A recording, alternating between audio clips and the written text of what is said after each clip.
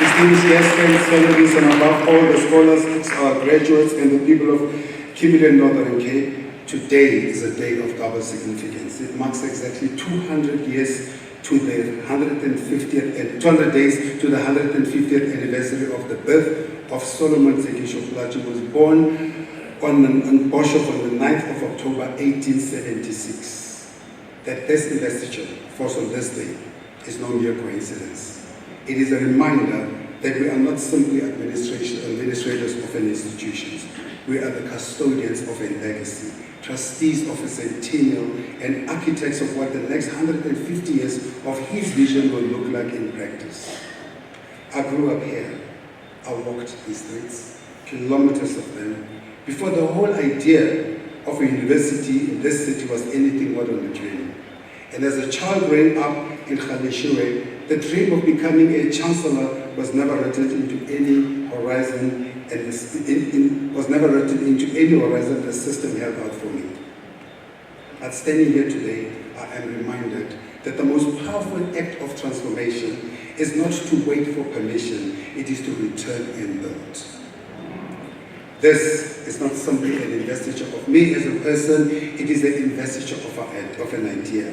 That Kimberley, the city of diamonds and dust, of struggle and spirit, is not merely a chapter in history, but the author of its own future, and can once again be the author of Africa's destiny. Solomon Sekisho understood that. A man who, without a university degree, mastered 7 languages, wrote the first full-length English novel by a black South African Mohudi, written in 1920 and published in 1930. First African to translate Shakespeare into Indian African language, who founded a newspaper that gave voice to the voiceless and walked to the corridors of empire not to beg but to demand justice. His methods were words, his weapons were ideas, his legacy is this institution.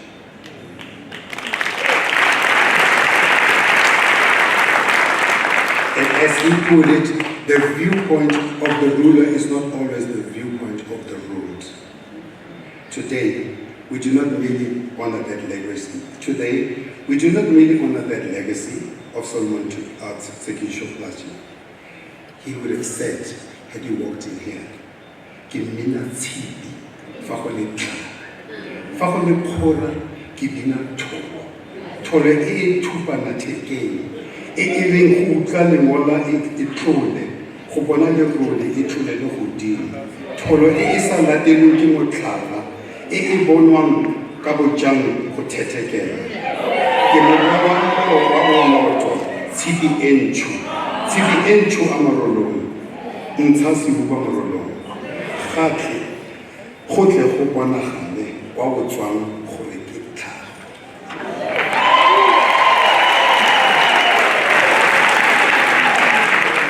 Today we deepen that, we institutionalize that, and we deploy it in the service of a new generation. My speech is anchored on 3 pillars. The first one is a reminder, building on the legacy, it's a reminder of who we are and what we are capable of. Solomon Plaatje is not a name above a gate, not a portrait on the wall, but a living intellectual and moral force whose values must shape everything we do, teach, research, and stand for.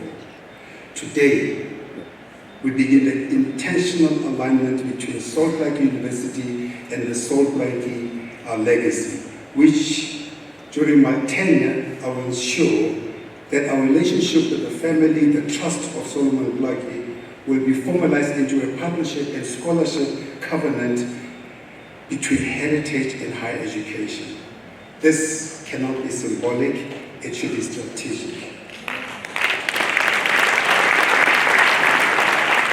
The Museum of Solomon Plaatje, where we took off today with this investiture, is not a resting place for the past, it is a laboratory for the future. Today, as we walk in and when you walk out, you will notice we unveiled the portrait of Solomon Sekisho Plaatje, a work which was produced in collaboration with myself, and is a statement of who we are. Working with the celebrated photographer Trevor Steelman, who was born in this city, and working with Dr. Leslie Mofokeng, whose ancestral roots run through Kimberley and who earned his doctorate at Wits University on Plaatje's writings, and the award-winning visual artist Mark Mutimula. These three artists will represent three distinct disciplines about one city, one soul restored to institutional memory. This portrait will not merely hang as a decoration here at this institution. It will hang as a permanent question to every person who passes past it, who goes past it or beneath it rather, and ask themselves, what could Sol Plaatje say about what we are doing here today? Today, as I take on temporary possession of the Chancellor's ceremonial gown of Sol Plaatje, which was specially reimagined by Thebe Ikalafeng, a Louis Vuitton prize winner born and raised here in South Africa, and one of the global fashion's most celebrated voices, is a reminder that even he, Thebe, did not leave Kimberley behind when the world came calling. He took Kimberley with him, and now he has brought it back, woven it into every fold of this gown. It is both a tribute to global brilliance, but mostly the celebration of academic excellence.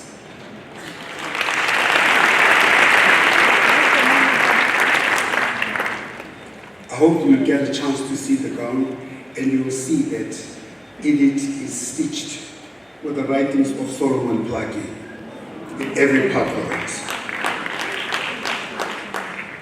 A visual language of Kimberley's legacy and the cultural heritage and richness of this province. It is not a European academic costume. It is distinctly, unapologetically, proudly ours.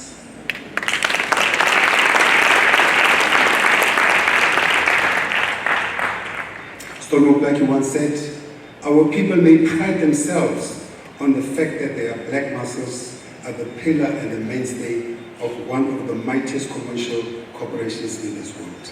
He wrote in 1903. He wrote about the many mines operating around here. He was describing labor, and I'm invoking it differently today. The muscle of the city, the intellectual muscle of the city, the creative muscle of the city, the moral muscle of the city has built things of global significance before, and it will again. The second pillar of my address today has to do with reclaiming Kimberley's excellence in mining. Historically, this place has been the place of mining leadership. No less than Wits University was started here in Kimberley as a school of mining, right in the cusp of this mine. It was established here in the city at the height of the diamond rush to support a rapidly expanding mining industry, and Kimberley was left without the excellence it inspired and conceived. But SPU can be a place of thought leadership, scholarship, and institutional courage that rebuilds that leadership. In 2026, State of Union address by President Cyril Ramaphosa, he described mining as a sunrise industry. South Africa, he says, South Africa, as we know, holds all reserves valued at over $40 trillion. The Northern Cape sits atop one of the most significant mineral landscapes on this continent. Iron ore, manganese, copper, zinc, rare earth minerals central to the global green economy, to batteries, to the digital infrastructure of the 21st century. The IDC has recently approved more than 300 million for the Frontier Rare Earths project in this province. The Northern Cape is not being positioned as a legacy mining zone anymore. It is being positioned as a future-facing mineral powerhouse. And yet there is no place of mining excellence yet in the city, in this province, in the city, in this province. The talent pipelines drains north. The value addition happens elsewhere. The intellectual infrastructure for the next phase of mining, beneficiation, geology, mineral economics, environmental science, sustainable resource management is not anchored here where it most belongs. Sol Plaatje University is working very hard in partnership with many institutions like Wits University to begin to change that. Under the leadership of Thebe, we are now beginning to see the establishment of a center of mining beneficiation and our growing collaboration in mining-related sciences and research. That is a seed of something bigger coming out of this city and this province. During my tenure as Chancellor, I commit to working hard to re-establish this province through this university as the center of mining excellence.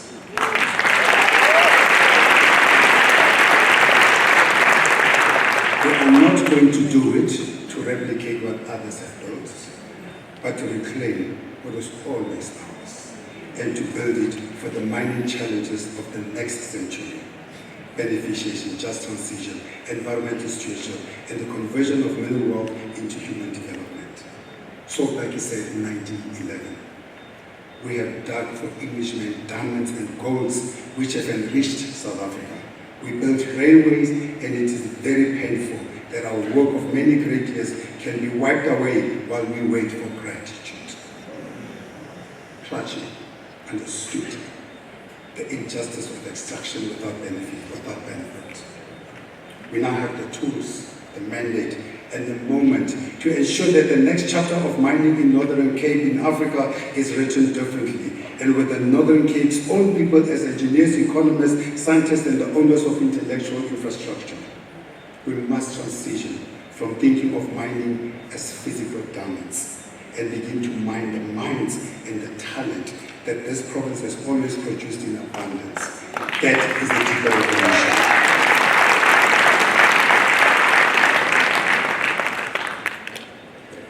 The final anchor of my speech is about reflecting on the role of Sol Plaatje in this economy. Sol Plaatje already contributes 34% of Kimberley's GDP. We are not an institution at the margins of the city's economy. We are at the center of its economy. We are an anchor institution, not just in name, but in fact. And it is worth pausing to remember how this university came about. Because unlike other universities, this one here was not born out of a government decree. It was born of civil demand. The people of the city and the province marched for it. They demanded it. Former Green-minded Bishop worked tirelessly, as I've said, understanding long before others that the Northern Cape must anchor its own intellectual future. And Dr. Premier Zamani Sol, who chaired the naming committee, fought to ensure that that name give expression to what the people wanted. The people wanted this institution to be called Sol Plaatje University, and he ensured that that happens. The scholarship on anchor institutions is very clear. Universities that embrace their place-based mandate, that leverage their human, physical, intellectual resources for the communities around them, create mutual transformation. The university improves the city. The university enriches the city enriches the university. Neither can flourish in isolation. I encourage you to drive around this university, the main university, Central University. You'll be astonished at the impact of this university on the landscape of this country, of this city. I always call Kimberley the country, but I think it's appropriate. Seeing that we created the whole country. We funded it. SPU Strategic Plan for 2025-2029 embeds this understanding. The vision is not just of a university that produces graduates, it is of a university that is critically engaged in learning, research and development while enhancing democratic practice and social justice in society. That is a vision of sustainability in the deepest sense. But sustainability requires partnerships, and partnerships require courage.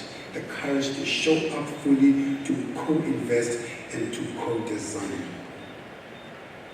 recently addressed the inaugural African University's convocations here at Sol Plaatje, and I've mentioned 4 compacts of a new partnership that I'd like to see going forward.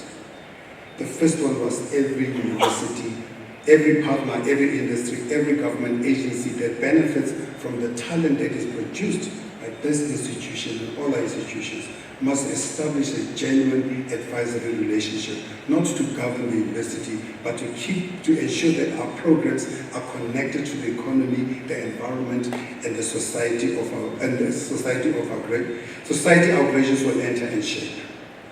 The second, there must be workably integrated learnings that must become standard, not optional. The Northern Cape's mining houses, its agricultural enterprises, its energy projects, its public institutions must open their doors as sites of learning, and an equipped graduate is not charity. It is a return on investment in the future of this province. Third, I'm calling on industry and government to co-fund research chairs, support the Center of Alternative and Sustainable Energies, invest in the School of Mining that we will have in our lifetime. And as the IDC has shown already, that is possible. We need more partners willing to make the same bet on Kimberley. Fourth, the skills and funding ecosystem must be reformed to include small enterprises, cooperatives, and informal sectors who constitute the real economic fabric of this province. If our programs only serve the formally employed, we are failing the majority of this province.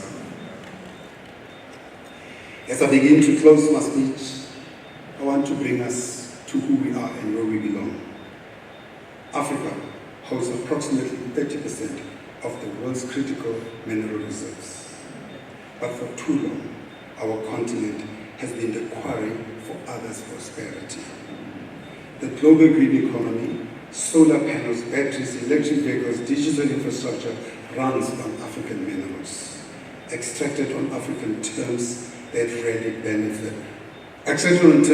benefit African people. SPU, through its research in arid region studies, desert science, just transition, and heritage, should be positioned to engage this challenge, not as a bystander, but as an intellectual leader. Our partnerships with universities on the continent and our alignment with Africa Vision 2063 and the Sustainable Development Goals are not administrative compliance. They should be a moral commitment to ensuring that African knowledge produces African benefit on African terms. This convocation that I addressed on the 7th of March spoke of intellectual sovereignty. I repeat it here. They may claim our cobalt and our manganese, but they're not entitled to our mines unless we surrender them through neglect.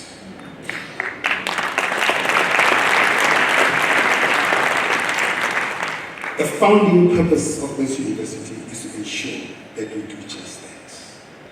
As Sol Plaatje said, righteousness exalted the nation. The foundation of righteousness is purpose, and justice seeketh not its own, and protects the weak. The covenant I want to make for you today as I close is that this journey did not begin today. It began yesterday, as it must for everyone who understands what we in Africa call Sankofa, the Ghanaian imperative to reach back in order to move forward. In Setswana, we call it Rikata Mabala, to follow in your own steps to honor the path that made you. It is for that reason that yesterday I began a time-honored African tradition of gratitude to our ancestors. I laid the wreath at the grave of my grandparents, Midule and Thebeitsile Ikalafeng, who gave this world my mother, Thebeitsile 83 years ago. I was joined by some of the leadership of this institution to pay respects at the grave of Solomon Plaatje in the afternoon yesterday at West End Cemetery. And to close the evening, we slaughtered to the ancestors, because no elevation is complete without first bowing to those who laid the ground beneath you.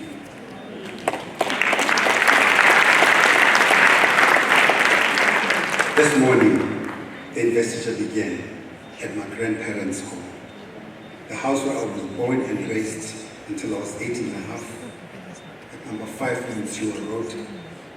We then proceeded to St. Boniface School, where I spent every single year of my high school, of my school life, all 30 years. I didn't fail standard 10, I failed crash.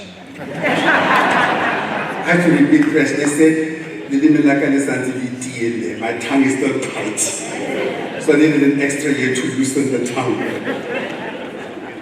Disaster. Then to St. Boniface, as I said, and where I concluded my high school journey under the leadership, as Cox has already indicated, Brother Donald D. Madden, who's sitting here, 93 years old.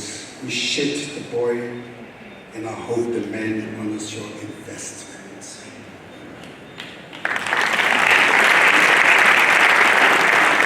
From there, the procession moved to Sol Plaatje Museum, as you know, which was Sol Plaatje's final home until his death in 1935, and then we moved through the streets of Kimberley from that point in a 500-meter procession to this great hall. It probably is arguably a first for a South African higher education. The formal academic procession that does not begin on campus and begins in a township home. This is not a sequence of occasions, it is a statement of continuity. From the ancestors who built the intellectual foundation, through the community that raised me, through the school that formed me, and the institution we are building together. Sankofa, Rikata Metla, Ubuzilanda. You cannot know where you're going unless you truly beckon with where you come from. It is what the Ethiopians will say. It's what the Ethiopians will say. I am because you were. The spirit, that spirit of return is embodied in a remarkable tribute that accompanied this accomplishment, this investiture. Soweto-born cyclist Thebe Ikalafeng completed a symbolic 480-kilometer ride.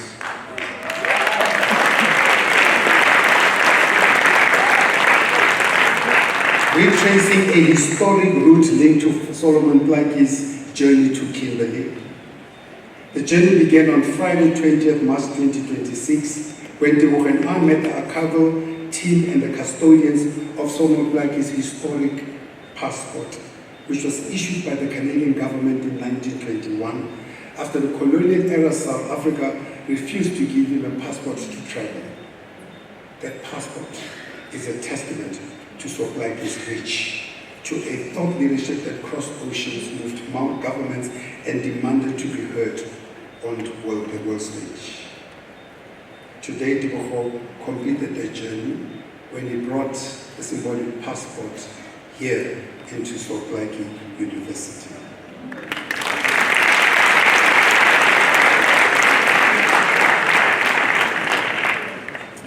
It is a reminder that Sol Plaatje's intellectual legacy was never local. It was always international. And it is our responsibility through this university, through our global partnerships, to carry that legacy forward and to internationalize it for generations that follow. I thank Dr. Julie Lamini, who ensured that we get access to this passport, which is held in secure custodianship by that university. I was stunned to find out how much it is insured for. 13 million.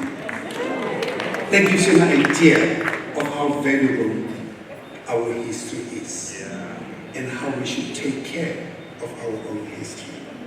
I stand before you in a gown designed, as I said, by Kimberley's own, beneath the portrait commissioned by Kimberley's own scholarship, on a stage anchored on the university built in the name of one of Kimberley's greatest sons. The talent of the city surrounds me, and it does, and so does its unfinished business. To the Premier Zamani, this university is the province's greatest intellectual asset. The partnership between SPU and the provincial government must be deepened. It must be sustained. It must be funded. with the same commitment that you bring to Northern Cape's economic future. To the leadership of Sol Plaatje Municipality, I know Honorable Mayor Martha Bartlett wanted to be here today, unfortunately fell ill and couldn't.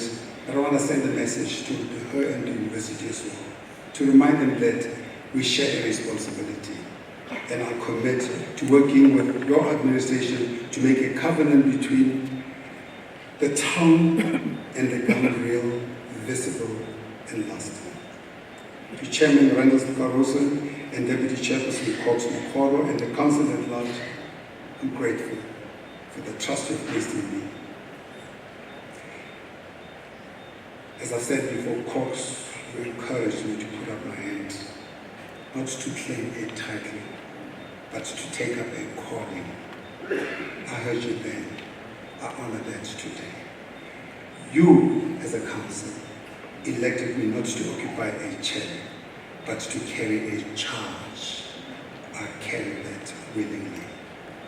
To Vice Chancellor Deborah Mayer and the entire academic and professional community of SPU, my role is to amplify what you have built, what you're building, to open the doors, to attract partners, to advocate loudly, and to protect this institution's integrity and ambition. You lead this university. I pledge to support that leadership with everything I have. To the 200 learners who are here today representing the 21 schools in Kimberley, I see you. I was you at one stage. The university is not a place apart from your world. It is the place your world becomes possible. Come, we are building it for you. During my tenure,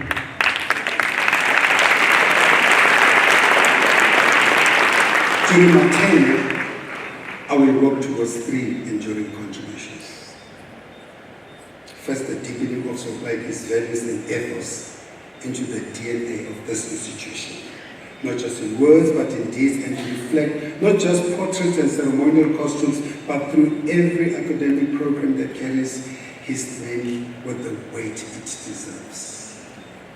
Second, we have to reclaim this province's intellectual and institutional, as the intellectual institutional home of mining excellence in South Africa, and work towards ultimately laying the foundation to re-establish a school of mining, to build a foundation school which, through partnerships with many others such as West University, through the Center for Mining Beneficiation and the curriculum that serves the province's mineral future and the continent's just transition. 3, the growth of SPU's impact as an Inca institution, not just a contributor to GDP, but a deeper, wider, more transformative presence in the social, economic, cultural, and educational life of the city and the province. Solomon Plaatje said, 1930, no country in any age has prospered by oppression or suppression of any people within its borders. Emancipation is the theme and practice of all civilized people. We must emancipate the people of Kimberley, of the Northern Cape. Sol Plaatje did not wait for that emancipation to be granted. He wrote it into existence, he published it, he argued it, he walked it. We inherit that tradition. We inherit the responsibility to do the same, not through protest, but through production. Not through grievance, but through excellence. Not through waiting, but through building. The first revolution in Kimberley was built on the physical diamonds.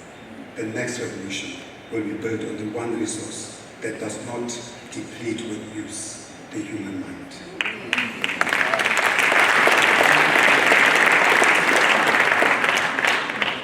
I do not ask what Kimberley can do for me. I do not ask what this university can give me. I stand here before you all, before the graduates and the learners, the leaders and extraordinary people of the city, this continent, and I ask only, what can I do to this institution, for South Africa, and for the world? The answer begins now. here with all of you. I pledge to earn this. I understand and accept this much. This role is a relay marathon. And we are privileged in this institution, not only to bear the name of great Africans, but to be shaped by giants from the very beginning. The late Justice Yvonne Mokgoro, the founding chairperson of this council, one of South Africa's most luminous legal minds and the daughter of the soil and the city, gave this institution its earliest governance with wisdom, dignity, and moral authority. We also remember her and honor her memory today. And I'll work very hard with his family, Tateng here, Mokgoro, and his children, in my tenure to ensure that the legacy is entrenched and institutionalized, to carry forward and deepen her legacy as a living force for shaping law, ethics, society, through the lens of Ubuntu, justice, and human dignity. And I receive this baton as Chancellor from one of Africa's greatest sons, the esteemed Justice Majid, who led this institution as his inaugural Chancellor with distinction, honor, and an unwavering commitment that has set the standard for everyone who follows. Justice Majid, I thank you in your absence. Kimberly, thanks you. This university, thanks you. Finally, I want to speak not to the university, not to industry, not to government. I want to speak to the people of Kimberley, the people of the Northern Cape, to the residents of Khadishiwe, of Wilpan, of Floors, of Greenpoint, to the taxi driver, the street vendor, the domestic worker, the small business owner, to every person in the city who has watched this institution rise and wondered whether it was built for them. Remember how this university came about. It was not handed down, it was demanded. You marched for it, you called for it, you named it. Citizens of this city stood up and said, we deserve this. That act of civic courage is the founding character of this place, and it must remain alive in everything we do. Sol Plaatje University is not a monument to be admired from a distance, gleaming on the landscape of Kimberley while the city around it struggles. It must be a catalyst with you and through you. Your development is not a byproduct of this institution's success, it is a measure of it. So, I'm asking you to hold us as an institution accountable. Come to this campus, ask hard questions, expect to see yourselves in our programs, in our research, in our leadership. Expect your children to see their futures made possible here, not somewhere else, not for someone else. If this university is not reaching into your street, your school, your home, tell us, challenge us. That's not interference. That's taking ownership and accountability.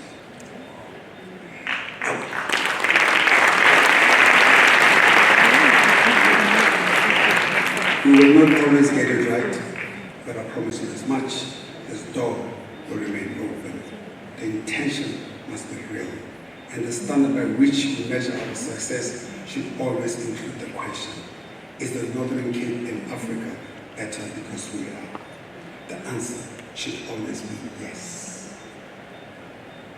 In arriving at where we are today, I reached out to some of my classmates, some of my friends in the city, in this province. I asked Nelson Musiapua and the Musiapua family, help us to bring back the shine on Sol Plaatje's house. And if you go see Sol Plaatje's museum, it is in gratitude to the Musiapua family. It is in gratitude to the Vermeerland Khadishiwe team. It is in gratitude to the Lataha Memorial, whom I said to them, make sure Sol Plaatje's graveyard is clean and maintained at all times. And they said, ask no more.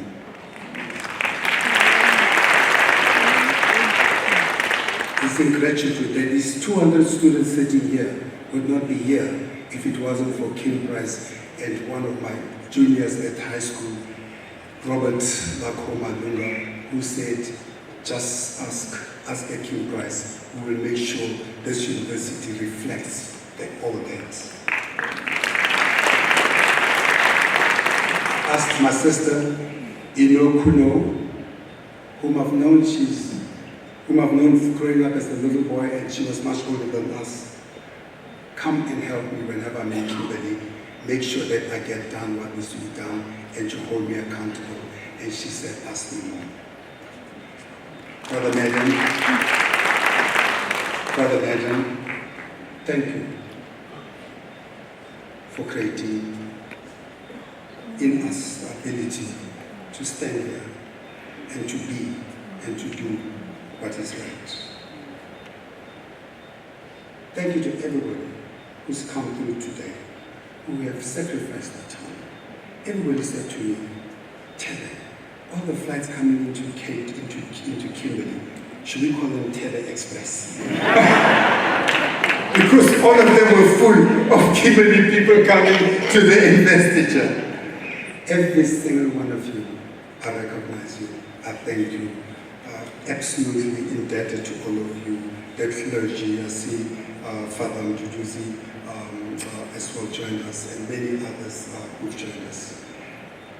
Thank you for putting your trust